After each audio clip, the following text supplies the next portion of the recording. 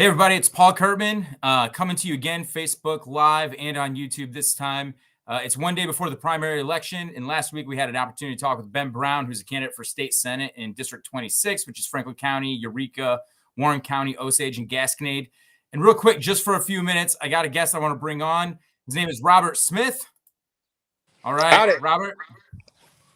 All right, you're with us now, Robert. Robert is a libertarian candidate for state representative in District 125, which is Vernon, Cates, Cedar County. And welcome, and thanks for joining me tonight, Robert. Hey, thanks for having me, Paul. That's Vernon and Bates with a B. Vernon and Bates, and a little bit of Cedar County there. Robert, you were on my radio program on News Talk STL a few weeks back, and you came on to talk a little bit about I think it's called, correct me if I'm wrong, the Missouri Inflation Protection Act. Is that the name of it, the Missouri Inflation Protection Act? Yes, sir. Missouri Inflation Protection Act, and it's going to be we're looking to get gold and silver commodity currency in Missouri in 2023. Right. So before we get right into that, because I know you have limited time here, explain to people. I have a lot of political people on my Facebook page, but I also have a lot that aren't necessarily political. They follow me for other reasons, things that I've done in business, places I've been, other enterprises I've been part of. What is a libertarian? I've been asked this a number of times. What is a libertarian, and how long have you been one? A libertarian is somebody that practices a few principles. One of the principles would be a non-aggression principle, but we do thoroughly believe that you have the right to self-defense. That is a natural law that cannot be taken from you nor given to you. It's something that you're born with. We also believe in limited government and more community involvement. We feel like the state and the federal government's only natural, what would you say, inherently they just grow and they just usurp more power. They just get bigger. They don't ever really shrink themselves. So a libertarian's philosophy is less government, more community involvement. We're not anarchists. We're not crazy. A lot of us we're pro-capital, pro-2A. We just feel like liberty is actually having more free will, and that's one of the foundations to liberty is having free choice. And as long as you are not creating a victim or damaging or property, then you're not infringing upon them, and you should be able to operate without the constraints of the government. Yeah, right on. I think your service might be getting interrupted just a little bit, so we'll just try to hang tight and maybe wrap this up here before too long. But so you're a candidate in the Libertarian Party, District 125, and I know that libertarians strongly believe in free markets, the absence of coercion, less state involvement in mutually beneficial transactions or mutually consented to transactions, right? Because It's a free market. We want people to do with their property whatever they want. But of course, money and currency and inflation is a big part of that. And so right now, we're all kind of at the mercy of the Federal Reserve. Their target rate of inflation is 2% a year. They're terrible at managing inflation. So what is the plan for the Libertarian Party? What is it that libertarians can do? What's the solution that libertarians have that states can adopt? Well, the libertarians, for one, we want to separate our currency with the government's control. And so we can do that by having a gold and silver barter currency. That way, as I mentioned before, in 1913, you could buy a Pembroke suit for 1 ounce of gold. In 2020, you can still buy a Pembroke suit for 1 ounce of gold. Gold actually kept its value. Gold was outside of the monetary policy of the federal government, and so therefore gold actually maintained and grew in value anytime. But if you let the government know, they'll probably get involved in the gold and crash it. So keep it a secret. What we want to do is actually try to break away from the federal government's poor monetary policies by allowing the free markets to reign and by allowing people to voluntarily participate in a gold and silver currency. If you saved $1,000 in gold in 1913, that'd be about 50 ounces of gold. If you had $1,000 in cash in 1913, if we fast forward and you inherited $1,000 of 1913 gold, 50 ounces of gold, and you inherited $1,000, your $1,000 actually lost over 70% of its value. Your 50 ounces of gold would be worth somewhere between $1,700 and $1,800 an ounce. And that's the point that we're trying to bring across, is the federal government, most everything that they touch, they actually devalue and ruin. And so the Missouri Libertarian Party is really working hard about this. Okay. Hey, I know that you're out there working yourself right now out in the field, so Always. I don't want to. So, I don't want to keep you too long, but if people want to know more about you, know more about the Missouri Inflation Protection Act or the Libertarian Party or your candidacy, how can people get a hold of you online? you can find me on Facebook at Robert E. Smith Fights for Liberty. You can also find me online at showmesmith.com. And all my information's posted, and you guys can easily find me. And look for us at the Missouri State Fair. We will be there, and we will have our booth. So feel free to stop by, ask questions, and meet the candidates that will be at the Missouri State Fair. All right, good to go. Hey, Robert, good talking to you again. Thanks for being on my radio show on News Talk STL. Maybe we'll have you back there soon. I'll go ahead and let you get back to work. Have a good day. Hey, thanks, man. Sorry I didn't get tied up sooner, but That's sometimes all right. life just doesn't work the way you want.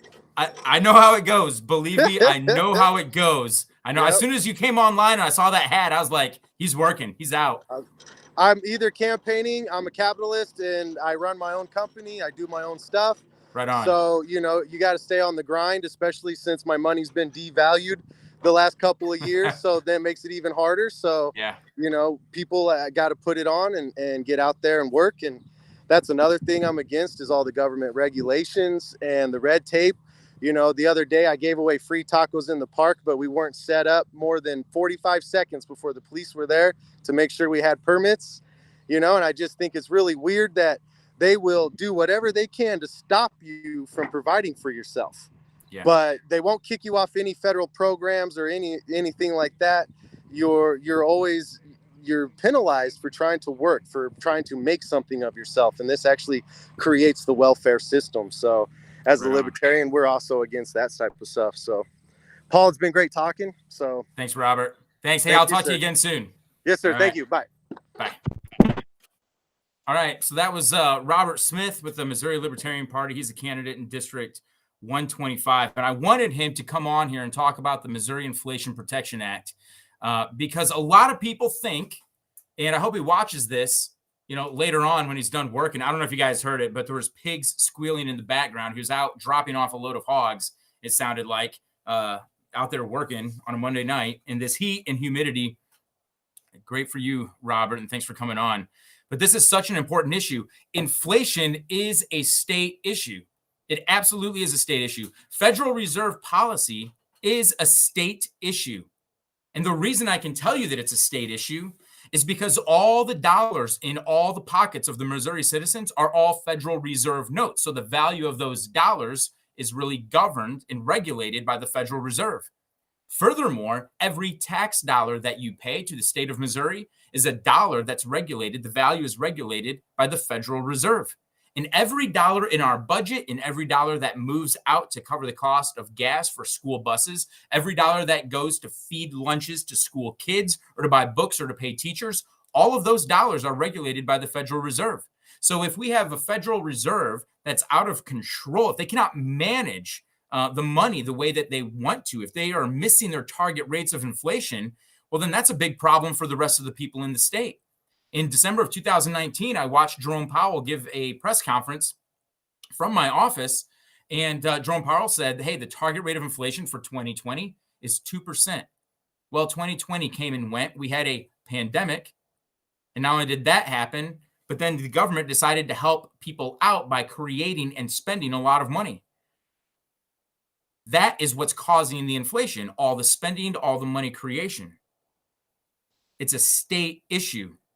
Now, I did 3 things from the state level, and people gave me a lot of nonsense for it. The first thing that I did was I helped pass a resolution. I introduced, got a lot of co-sponsors, and we passed a resolution that would tell the U.S. Congress and U.S. Senate that the official position of the Missouri House of Representatives is we want the Federal Reserve audited. This has been Ron Paul's bill. This has been Rand Paul's bill. And in 2010, I'm not a fan by any means, but give credit where credit's due. Bernie Sanders introduced an amendment onto a bill that gave us a partial audit of the Federal Reserve.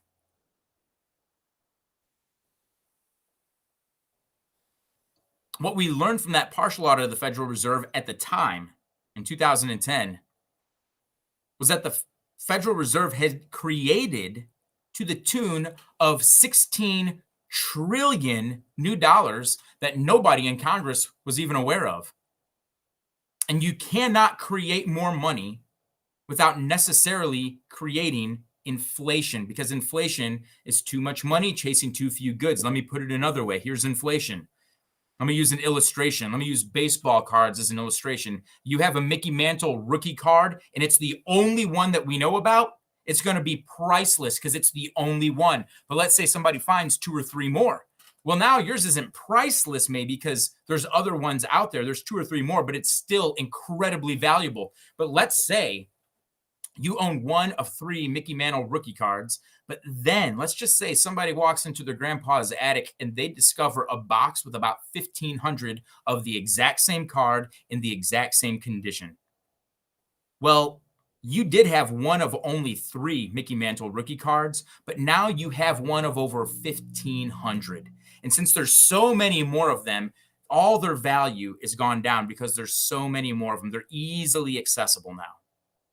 US dollars are the same way. When you create more dollars, then each dollar in your pocket becomes worth less. So you actually have to use more of them to buy things. That's inflation. And so when the emergency lending practices of the Federal Reserve create 16 trillion new dollars, it would be insane to think that that doesn't contribute to inflation. So you can't have multi-trillion-dollar stimulus packages without necessarily affecting a higher degree of inflation. People should have seen this coming. I saw it coming. A lot of people did. So that's one thing I did. I introduced the Federal Reserve resolution in the House of Representatives, and it passed. The House of Representatives overwhelmingly took the position that we want the U.S. Congress to audit the Federal Reserve, in particular, the emergency lending practices. There was another thing that I did, though. I think I might have said 3 things, but I just talk about 2 right now. The other thing that I did, and you should be thanking me this year, Missouri's tax brackets were instituted, I think, right about 1929. And our tax bracket started out at $1,000, then $2,000, $3,000, all the way up to $9,000. So in 1929, if you were making $9,000 a year or more, you were living pretty well. You had a really, really good income in 1929. But in 2022, if you're only making $9,000 a year, you're like $3,000, $4,000, $5,000 below the federal poverty line. But Missouri still has you in the highest tax bracket, incurring the highest tax rate. Why? Because we never updated our tax brackets to account for inflation. And so over the years, over the 80 plus years that the Federal Reserve as a policy has tried to reach a certain target of inflation every year. And when Jerome Powell says that the target rate of inflation is 2%, you need to understand that that means that it is the Federal Reserve's policy to devalue your savings account by 2%, because that's what inflation does. It devalues the money that's currently in circulation. Well, over 80 years of a monetary policy that requires our money to inflate, well, you can expect the dollar to continue to be worth less, and less. But if our tax brackets don't adjust for that, then every year you wind up paying the state of Missouri a lot more money through inflation. That's why we like to call it an inflation tax. And I want to give you an idea of exactly how much bigger Missouri state government is today because of inflation. Just because of inflation. Now, when I introduced the bill, I think for the first time in 2014, what I originally asked the legislature to do is I asked them to adjust our tax brackets for inflation going all the way back to 1929. That would have moved our upper tax bracket from $9,000 closer to $120,000 or $140,000. That makes sense. But every bill that we introduce also comes with a fiscal note. And the fiscal note says, how much is this going to cost the state in tax revenue, or how much is this going to cost the taxpayer to implement? So when I got the first fiscal note for my inflation adjustment bill, it said that it would cost the state of Missouri $8 billion. And mind you, at the time, we only had about a $28 billion state budget. What that means is it means that the state of Missouri is quite literally at least 30% bigger than it should be, all because of inflation, the devaluing of our money. The fiscal note was $8 billion. That's how much more we are sending to the state of Missouri just because of inflation than we should be sending to the state of Missouri if our tax brackets had just been adjusting for inflation over the last 80 or 90 years. So anybody who thinks that inflation is not a state issue, you are quite mistaken. To the tune of $8 billion, you're mistaken. That's a pretty costly mistake. Now, this year, with inflation reaching 40-year highs, the June inflation number was 9.1%. So thanks to my legislation that I got introduced and passed by way of an amendment, ultimately, you're going to wind up paying less to the government than you otherwise would have if my bill didn't pass. So you're welcome. I was glad to have Robert on here because the Libertarian Party has a lot of good ideas. And it's important to understand that, especially if you're in the Libertarian Party or if you're interested in the Libertarian Party, that really what matters the most is libertarian principles. He talked about the idea of non-aggression. The idea of freedom by definition is the absence of coercion. And what Robert Smith was saying when he was on just a few minutes ago, it was non-aggression. We don't believe in aggression. We don't believe in forcing people to do things. That's the attractiveness of the Libertarian Party. So I would highly recommend that if you're interested in some of those principles, or if you're interested in Robert Smith or some other libertarian candidates, we have one commenting right now in the comment thread, Catherine Dreher. Reach out and talk to them and find out a little bit about what it is they believe. You'll find that they believe, and they're probably a little bit more forthright with what they believe than even most Republican candidates believe. And certainly most libertarians are more grounded in the philosophy of governing or the philosophy of liberty, just according to my experience. And the reason is because in order to make the jump from the Republican Party to the Libertarian Party, you either need to take that philosophical route, or what we often find happening is we see a lot of people join the Libertarian Party because they just like to be part of the underdog. And let me talk about that for just a minute. He was talking about, I think we were talking a little bit about libertarian candidates earlier. There's a lot of people that just want to be part of the underdog team. They want to fight whoever is already there. And I would just advise not taking up the mantle of I'm just going to fight whoever's in charge, because you either want to fight or you want to move the needle of government and policy and actually affect some real change. So if you have an opportunity to build a relationship with somebody who's about to be elected, somebody who is elected, or a good candidate, do that, build a relationship with them, and then make sure you do your very best to hold them accountable. And we need more people creating, generating, and pushing their influence for the cause of liberty, not just through rallies and slogans and zingers on Facebook, but from actually building relationships with the people who have a vote. I said this the other night. One of the very first people that I ever talked to when I was running for office told me how important it was for me to get elected. He said, if you don't get elected and you don't have a relationship with somebody who's elected, who actually votes, if you don't have a path towards affecting that vote, he said, you're going to be nothing but another clanging noise. And this world is already full of lots and lots of noise. The stakes are so incredibly high. We need to be as thoughtful and as strategic as we possibly can about making sure that we're safeguarding our freedom, our personal freedom. And of course, with what Robert Smith was talking about, that has everything to do with the value of the dollar in your pocket.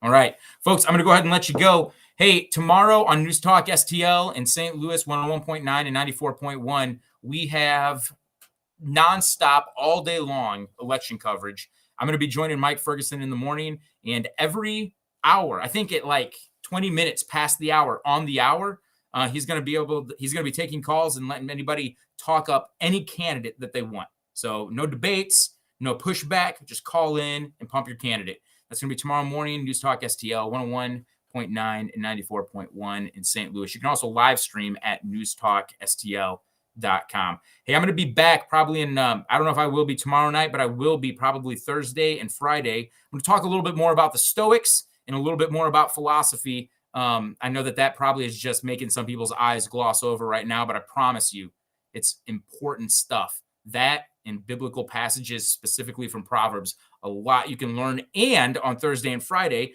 I told some stories about legislators when I was serving in the House of Representatives. I'm going to tell some more stories about some legislators. I'm going to be at the polling location all day tomorrow. Penny Schmidt, going to be at the polling locations all. Penny, who are you going to be supporting at the polling location, if you don't mind me asking?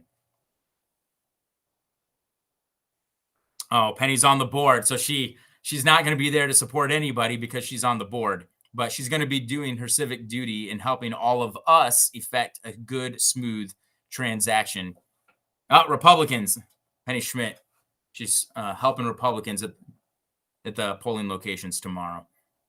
All right. And let me give you a quick shout out there, Penny. I have never volunteered to do what you do. I've done some other things where our elections are concerned, but I've been at polling locations all day candidating or working for a candidate. And to see some of you all sitting in there, sometimes in rooms that are not very well ventilated. And I would much rather be outside talking to people about the issues and about the candidates than sitting inside doing all that administration. But we need people to do it. So thanks a lot for doing that for all of us, Penny. All right. Thursday night and Friday night, I'm going to tell stories about the legislature. I'm going to tell some stories about campaigning. And also, I'm going to be excited to talk a little bit about who got elected. And I know almost all of these people personally that you're going to see on the ballot that are the front runners. And I've had several personal interactions with them and know them, talk to them, text them. Everyone bring water and wear sunscreen. Yep. Yeah, you're going to need that. Trust me. It's going to be a scorcher. That's what you love about primary season in Missouri in August.